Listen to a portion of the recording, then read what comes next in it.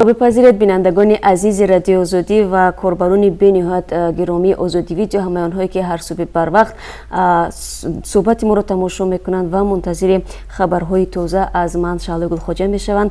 تشکر برای هر یک شما. و حالا در پراگ ساعت رسا 7 است، در مسکو رسا 9 و در دوشنبه رسا 11 و من در چند دقیقه دیگر برای شما خبرهای مهم را میگویم. اما قبل از آن که به خبرها توجه کنیم، از باد و هوا میگویم. امروز در پراگ به اصطلاح هوای بهاری داریم، زیرا در جریان روز هوای صاف و بی‌غبار و آفتابی پیش بینی شده است و انتظار می رود که گرمی 8 درجه را تشکیل بدهد. در مسکو باشد هوا برفی است، پیشگویی شده است که روزانه برف می بارد و سردی به 3 درجه زیر صفر می رسد. در دوشنبه هم هوا امروز برفی است، اما هوا 4 درجه گرم می شود. خب نگاه می اندازیم به خبرها. یک راننده ماشین پر اقتدار پاک کردن راهها از برف در شهرهای دوشنبه چنوق شام 13 فوریه به هلاکت رسیده است. دلیر عبدالله سخنگوی شرکت ایرس به رادیو آزادی گفت حادثه در 65 کیلومتر شهرهای دوشنبه چنوق اتفاق افتاد. راننده توغیان عمرов ساکن 65 ساله دهه زیدی نویه ورزاب هنگام پاک کردن راه زیر ترما مانده است و به قول دلیر عبدالله عین زمان جسد توغیان عمرов از قهر در بیرون آورده شده به منزلش انتقال یافت. حادثه در حال خوب رخ داد که شب گذشته در عقبه‌های انزوب و شهرستان به ایست برف میبارد و حرکت در این مسیر قطع شده است. باید گفت که شهرهای دوشنبه چنوق از مسیرهای دشوارگذر در فصل زمستان به حساب می رود. بینندگان عزیز، و تنها در سال 2017 در این مسیر چندین نفر زیر ترما ماندند و امسال نیز حالتهای زیادی ترما فرایی ثبت شده است که در نتیجه آن 9 نفر متاسفانه جان باختند و تا کنون جستجوی جسد یک نفر در جماعت شینگ شهر پنجکент در ولایت سوخت هنوز ادامه دارد. خب ما این موضوع را بازم پیگیری میکنیم و کوشش میکنیم که در جریان روز باز تفصیلات را برای شما پیشنهاد کنیم. تاجیکستان با ازبکستان پیشنهاد کرده است که امسال برای استفاده برق مبلغ بیشتر پرداخت کند. رستم مجیدزاده سردار بخش مالیه برق تاجیک روز 13 فوریه در نشست خبری این نهاد گفت که ما حالا با ازبکستان 1 کیلووات ساعت برق را به نرخ 2 سنت میفروشیم، اما این مسئول شرکت برق تاجیک گفت که امسال با ازبکستان نرخ بلندتری رو برای پرداخت استفاده برق پیشنهاد کردند. رستم مجیدزاده مشخص نگفت که نرخ پیشنهادی آنها چقدر است، اما تاکید نمود که آن نظر به نرخ قبلی بیشتر است.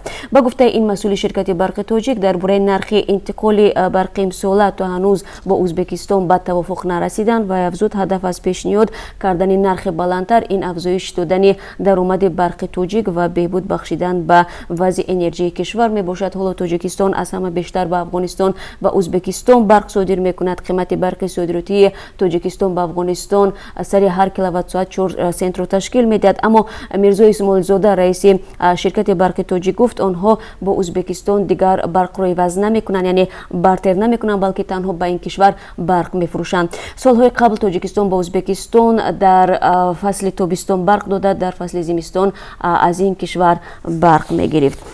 خب رو میارم به خبرهای دیگر. بنا به گزارش از ایران در حمله انتحاری در ولایت سیستان و بلوچستان 41 عضو سپاه پاسداران انقلاب کشته شدند. حادثه روز 13 فوریه رخ داد و گفته می شود انفجار در کنار مسافربر اتفاق افتاده است که کارکنان سپاه را میکشاند. قرارگاه قدسی سپاه پاسداران گفت سرنشینان مسافربر نیروهایی بودند که پس از انجام ماموریت مرزبانی برمیگشتند. آنها در جاده خوشزایدان هدف حمله انتحاری قرار گرفتند. این منبع میگوید حمله انتحاری با استفاده از خودروی پر از مواد ترکننده صورت گرفته است. مسئولیت حمله را گروه جیش العدل بر دوش گرفت. این گروه طی تقریبا 3 سال اخیر در 3 حمله دست داشتن خود را اعلان کرد. روز 29 ژانویه امسال در نتیجه بمبگذاری در زاهدان مرکزی ولایت سیستان 3 مامور پلیس زخمی شده بودند. ماه دکبر سال گذشته نیز در نتیجه انفجار در چوبهار سیستان 2 کارمند پلیس کشته شده بودند. خوب و باید گفت که در ولایت سیستان و بلوچستان اساساً مسلمانان پیروی مذهب سنی زندگانی میکنند. خب برو میرم به خبرهای دیگر. خبرگزاری سپوتنیک از قبل رسانه‌های روسی می نویسد کارمندان FSB و یا خود خدمات امنیت فدرالی روسیه در ولایت سمر رئیس شعبه حزب همکنون ممنوع نهضت اسلامی تاجیکستان را بازداشت کردند. در این خبر از جمله آمده است که баротуфи 52 сола раиси шӯъбаи ҳизби наҳзати исломии тоҷикистон мебошад ва пас аз он ки ҳизб дар кишвар соли 2015 мамнӯъ шуд, баротов ба русия омада фаъолияташро ба хотири манфиатҳои ҳизб идома додааст. ба иттилои тафтишот вай дар вилояти Самар ақидаҳои ташкилотро паҳн мекард ва шаҳрвандонро ба сафи он ҷалб менамуд. боздоштшуда аз русия ихроҷ ва ба дасти мақомоти амнияти миллии тоҷикистон супорида шудааст. ёдрас мешавем ки дар охири соли 2015 суди олии тоҷикистон бо даъвои достони кулли тоҷикистон ҳизби наҳзати исломиро террористиву экстремистӣ эълон кард ва фаъолияти онро дар ҳудуди кишвар мамнӯъ намуд. хуб акнун нигоҳе меандозем ба мавзӯъҳои хориҷи кишвар. муфаттишон дар Арманистон нисбати президенти собиқи ин кишвар Роберт Качерян парвандаи наве дар робита бо фасодкорӣ боз карданд. дар гузашта Качерян барои нақзи низоми конститутсионӣ гумонбар шуда буд. Арам Орбелян вакили дифои Качерян рӯзи 12 феврал дар суҳбат бо Радиозодӣ гуфт дар иттиҳоми нав гуфта мешавад ки як соҳибкорзанд бо номи Силва Амбарцумян маҷбур шудааст ба як вазири Арманистон пора бидиҳад.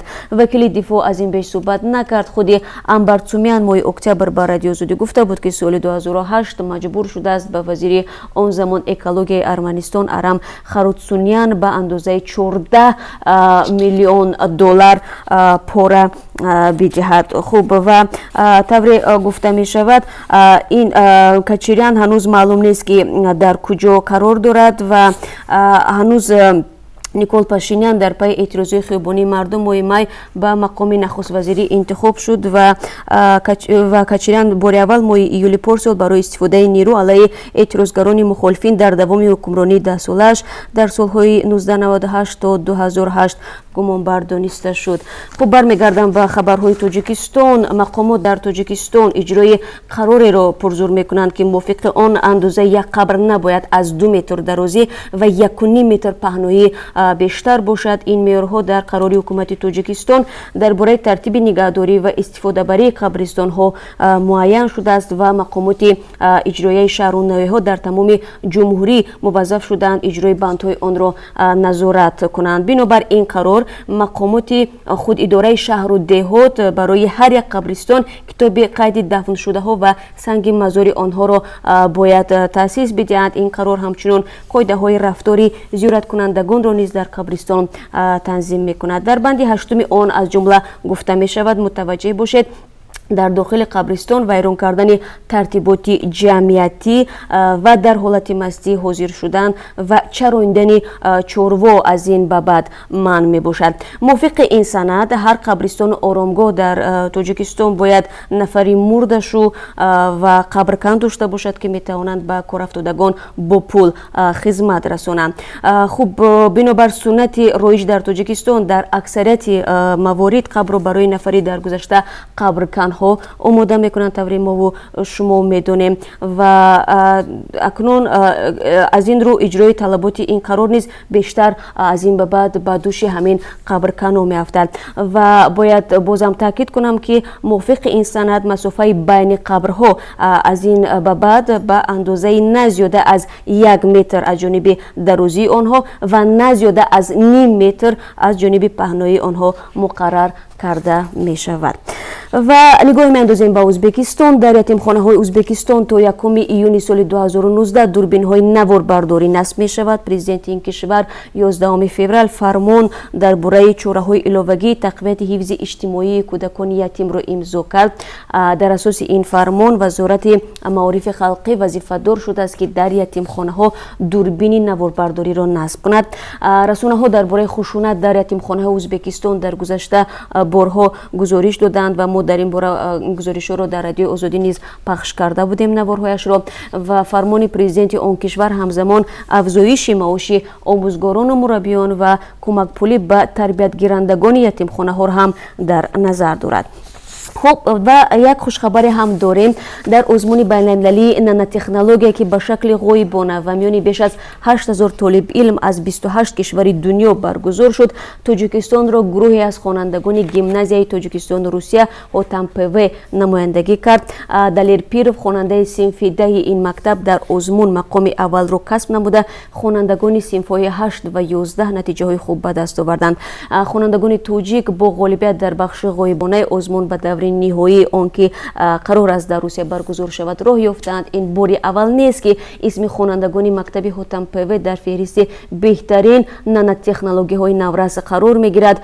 مثلا بهار سال گذشته هم گروهی از خوانندگان این مکتب در آزمون بین‌المللی علم های نانوتکنولوژی شرکت نمودند و دلیرپیرov هم آن زمان غالب اعلان شده بود. نخستین غالبیت را از آزمون جهانی این علم معاصر و مرکب سال 2008 خورسند یوروف ختم کرده لیسه اینترنت هوتامپو برای تاجیکستان آورده بود. او بین نماینده های 20 کشور غالب دانسته شد و باید گفت که این آزمون به طور آنلاین برگزار شده بود و خورسند آن زمان در صحبت با رادیو زودی گفته بود که مستقلانه طریق اینترنت با آموزش این علم معاصر پرداخته است. و هر نفری که این علم را نمیداند میگم که نانوتکنولوژی معنای تغییر خصوصیت جنس ها رو دارد و خصوصیت مهمش در اون است که هر چیز یا مواد رو در خردترین حجم مورد آموزش و استفاده قرار میدهد. خب بینندگان عزیز، چون معمول در این قسمت صحبت نگاهی میاندازیم به قرب اسعار خارجی در بانک های تجارتی کشور که امروز از طرف بانک ملی تعیین شده است.